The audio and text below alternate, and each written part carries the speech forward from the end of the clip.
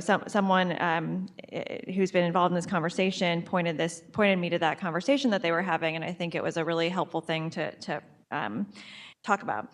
We're not just talking about environmental concerns like we think of when we think of sustainability, or we're not just talking about sustainability when we talk about environmental concerns.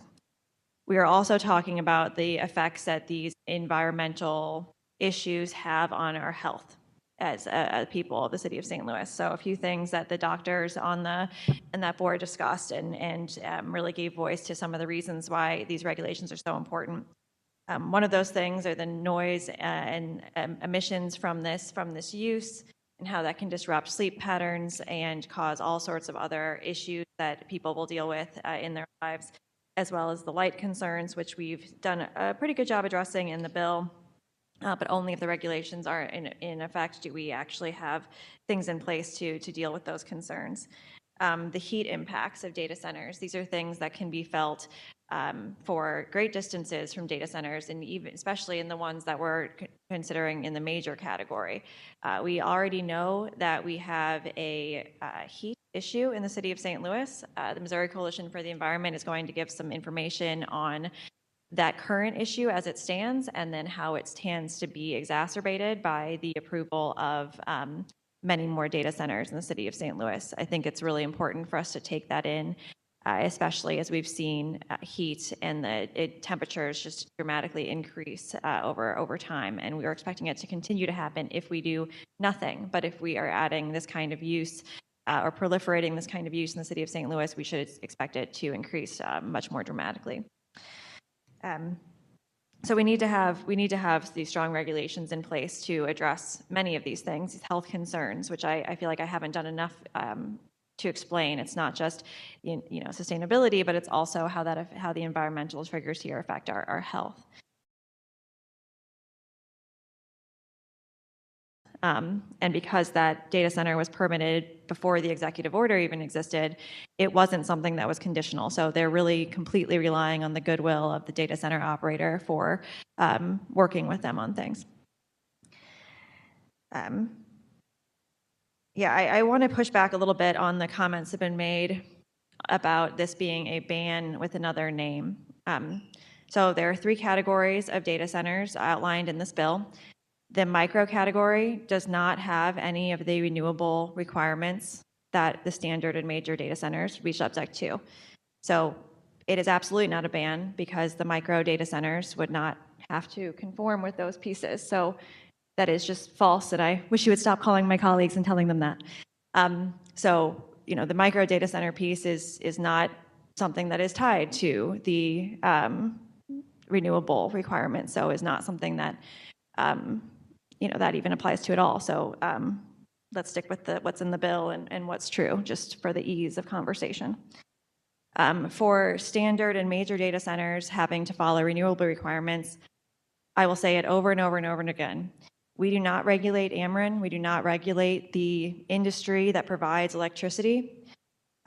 What we do have control over is meeting our comprehensive plan in the city of St. Louis, meeting our sustainability goals, and listening to the people we represent who hope that we're taking those things seriously, even to the point of saying that these regulations are too weak, that they should be stronger, that they're not good enough. So that is something that I'm hearing more often than almost anything else.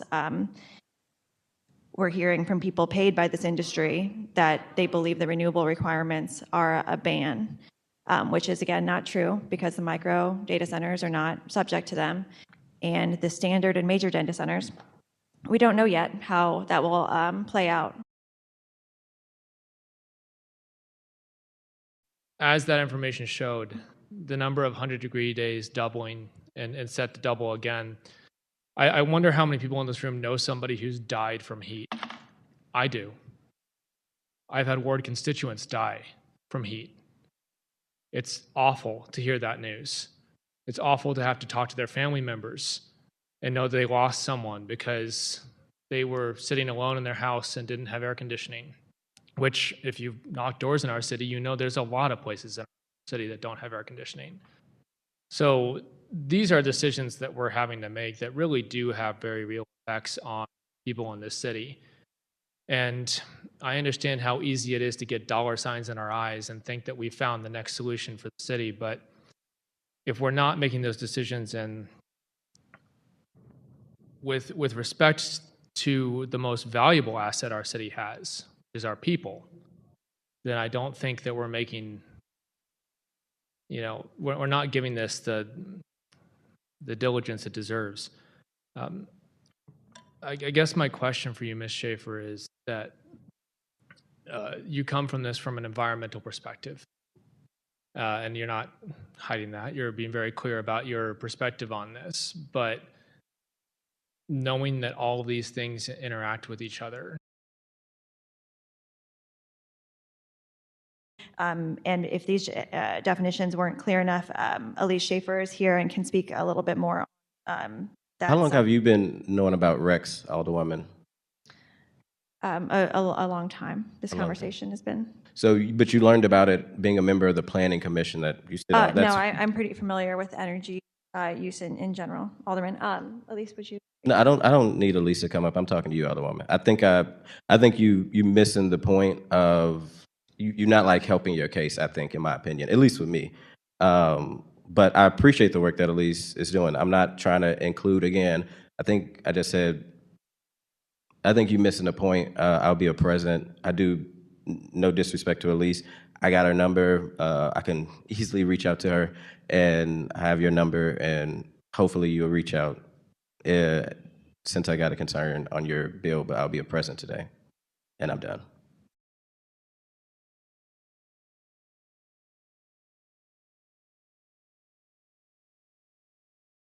We have 14 aye votes. You got the votes for this, so don't fuck it up, okay? Okay. Oh, please turn your mic off. I'm also very excited about the citywide infrastructure fund. As we know, infrastructure needs are top of mind for residents all across our city. And we will be allocating $40 million for water infrastructure, $30 million for sidewalk repair, street paving, and traffic calming, and $10 million for vacancy reduction.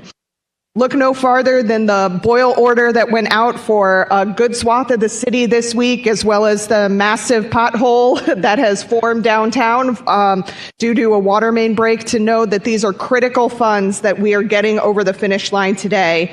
Not to mention that our city continues to deal with increasing vacancy rates and being able to start a fund to actually address vacancy on an ongoing way, the way that other cities such as Kansas City has done for many years, puts us in a good position for the future.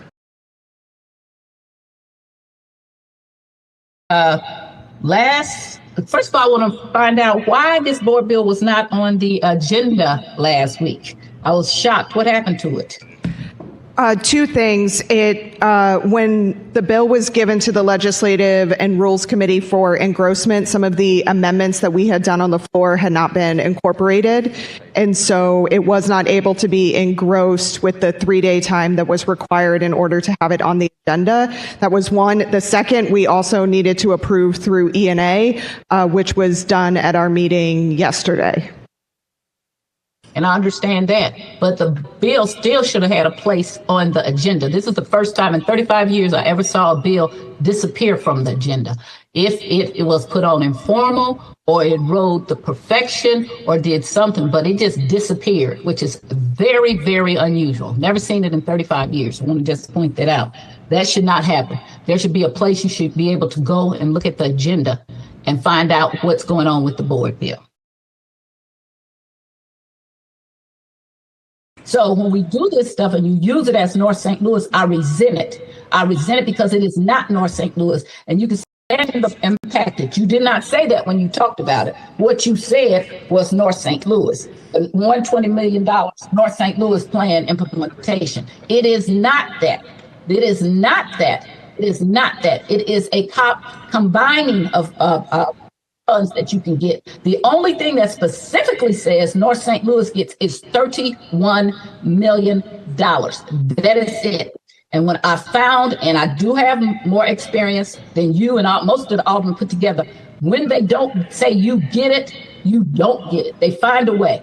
If you go back and look at our block grant applications over the years, you can go back and look at them. They said, oh, we need this money for North St. Louis. Then they spent it in downtown and in the central quarter. They didn't spend it in North St. Louis. They had big articles in the newspaper about how they took the money and spent it someplace else. So when I hear aldermen say nobody wants to go to North St. Louis, that really irritates me because you stop using North St. Louis. Stop saying that it's a combination of money. Don't use as, oh yeah, this is for you, when it's not just for us. Thank you. And then you fudge the rest of it. It's embarrassing. It's shameful. It should not be. You should have had, North St. Louis should have had the most money of anybody set out there. But in fact, you put in all these other little pots. That's shameful. You talk about having a black majority at this Board of Aldermen. Except for the alderwoman from the 8th, half of the black majority came down to this Board of Aldermen and under the guise of under the leadership of the president, attacked the black females that represent North St. Louis and said, we're going to take your seniority. Who in the hell does that? The last time somebody did that was the Republicans up in Congress when Newt Gingrich became the Speaker of the House. So you attack us because we're going to take your seniority away. For what? Why would you do that? Because you want to be able to control everything. You put a dictatorship down here, came shuffling down here, buck dancing. Then you want to say, well, you didn't come and do this, you didn't come and do that.